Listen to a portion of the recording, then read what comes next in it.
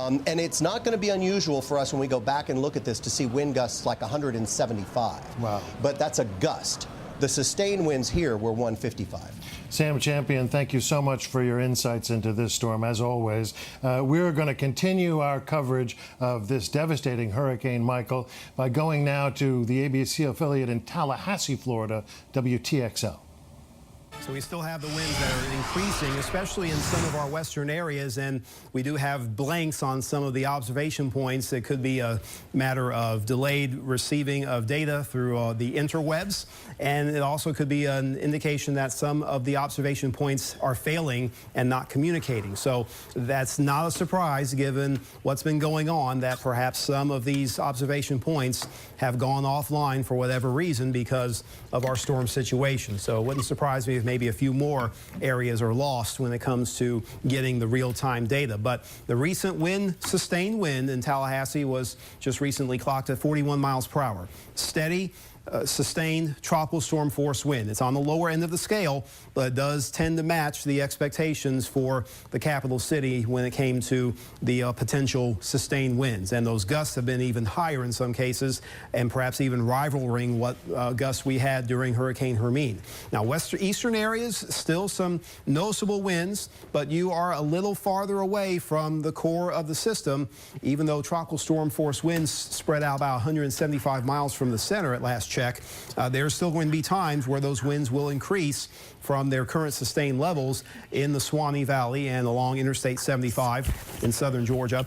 They will increase gradually, but you'll kind of be on the sidelines, especially from roughly Valdosta and Homerville south towards Live Oak, Perry, and Cross City, compared to the intense wind forces that have been occurring in the tri-state area. So even outside here in Midway, those winds have been blowing, and they've been ripping leaves off of the trees outside of our studio. So there is quite a bit of force that's been going on with some of these winds as they will continue to be fierce, and they will continue to drive pockets of damage across the area, something that really none of us would really have to prefer to deal with, not by any means, but it is what it is, and it's what we have at this point, and it's likely to continue because of the expectation of some of these wind fields that will still be fairly potent across our area and just gradually taking its time moving out of our region. Here's how the forecast in the overall expectation of wind spread has been going into the current time frame and how it may be projected in the future, as most areas will at least have the chance for those strong gusts of wind even in our eastern zone. So you could certainly reach the gust range of tropical storm force in our eastern areas, but there will be that trend where some of those gusts will begin to increase,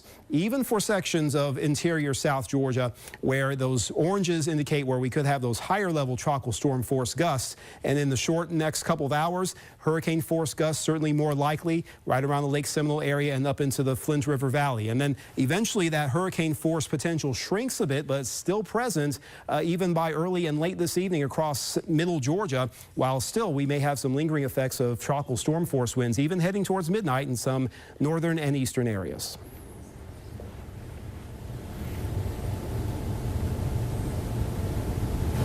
President Trump plans to visit areas affected by Hurricane Michael Sunday or Monday. Here is more on his plans. Fill in, like break down, kind of, so it doesn't look as... We want to get down there as soon as possible. At the same time, I don't want to go down where we're interfering with the people, first responders, the FEMA people. I want them to focus on the storm, not me. So we'll probably look to Sunday or Monday to go down and meet with the governors, meet with everybody, and do what we have to do, like we did in North Carolina, South Carolina, where that worked out really well. Video just in. Yeah, you're seeing that new Panama City Beach construction building partially collapses in high winds from Hurricane Michael.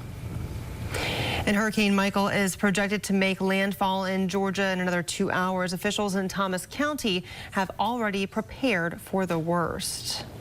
Damon Arnold. Here at the Thomas County Emergency Management System, as you can see, we're all bunkered down. All the windows are covered. That's just how serious the county is taking this storm, and they want community members to do the same.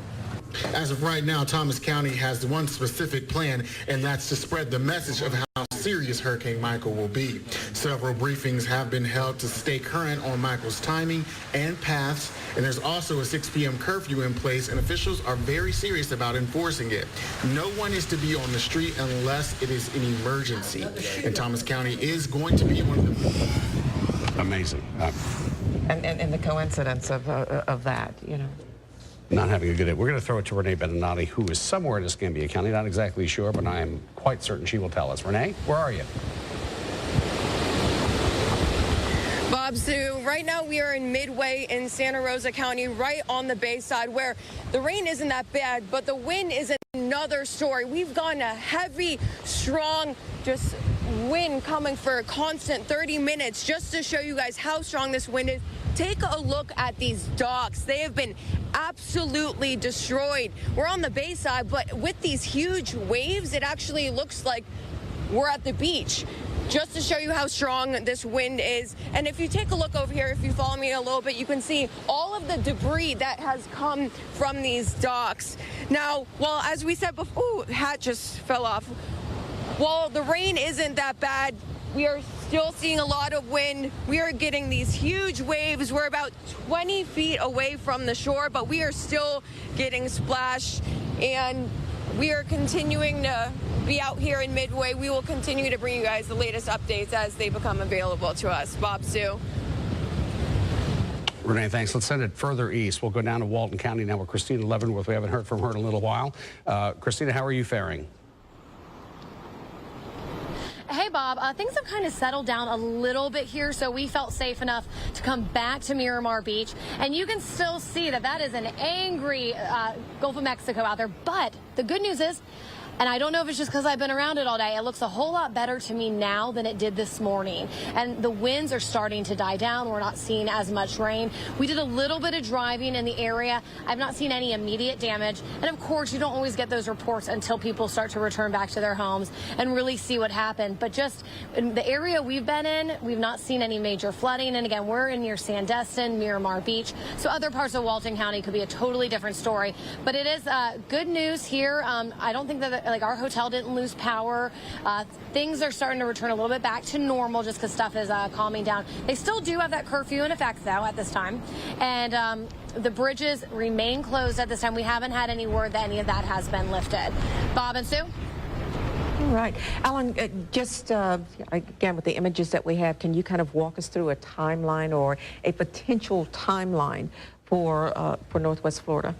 Yeah, well, basically, so what we've been seeing here is a surge coming up, obviously, as the storm was out over the Gulf. So we were seeing a rise in the water. Basically, it's pushing it all up toward the northern Gulf, you know, as we were heading through last night and this morning. And then you're looking at now the imagery, radar imagery of what is Michael, still a hurricane, right over right smack in the middle of the Florida Panhandle. So that making landfall, I guess, you know, a couple of hours ago. And so where you see Christina, where she was there in Walton County, she is seeing improving conditions and better weather as this thing is starting to do a little bit of weakening and really starting to move away from that area. And also, as it does spin counterclockwise, what they're getting there is, as you look at this, to the left side, which is going to be to the west, you know, take the dot in the middle, which is your hurricane eye, and go on the left. Those are winds going to be out of the north. So that's going to hit the water, hit those bays, and actually kind of calm the surf down and make things a little flatter. There are your winds out of the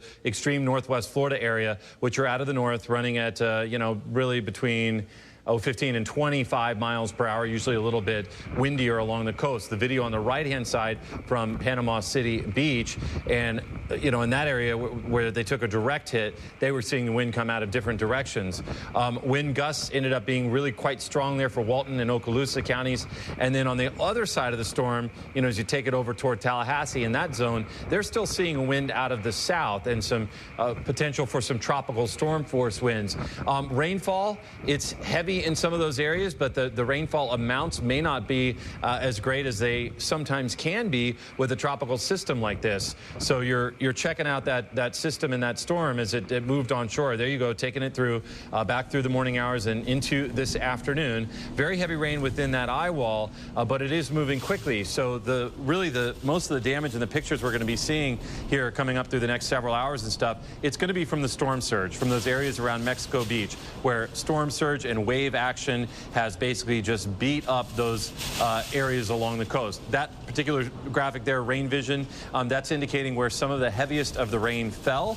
And as you look through some of those numbers, you're seeing some numbers, on the order of several inches as these numbers are kind of being clicked through. So several inches, yeah, as the storm continues to move, it's taking the rain with it. So it's not a prolonged rain freshwater event. This is going to be a wind damage and a storm surge story, and most of that is going to be really for that area around Mexico Beach, around Panama City, on down toward Apalachicola, where we get some crews down there. A lot of like beautiful homes and big kind of vacation spots down there that have likely sustained some damage. The stronger that they're built, the more they can withstand it, and the higher up they are, more they can withstand that as well. But when you get that surge that's rolling on up into the area, we've already seen some pictures where that surge has come up basically to near the roof line of maybe a single-story home or building. Right now, the word is that the winds are still at 150 miles per hour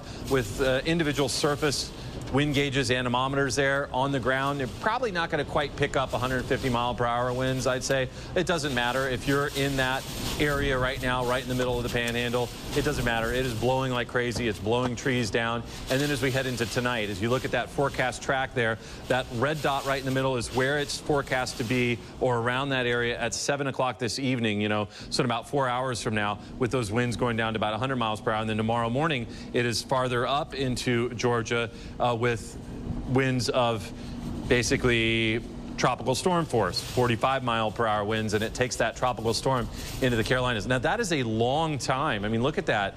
I mean, you're looking at hundreds and hundreds of miles of this thing continuing to maintain that sort of intensity, going from, you don't usually have a hurricane hit the Gulf Coast and then consider it a tropical storm the very next day for North Carolina. And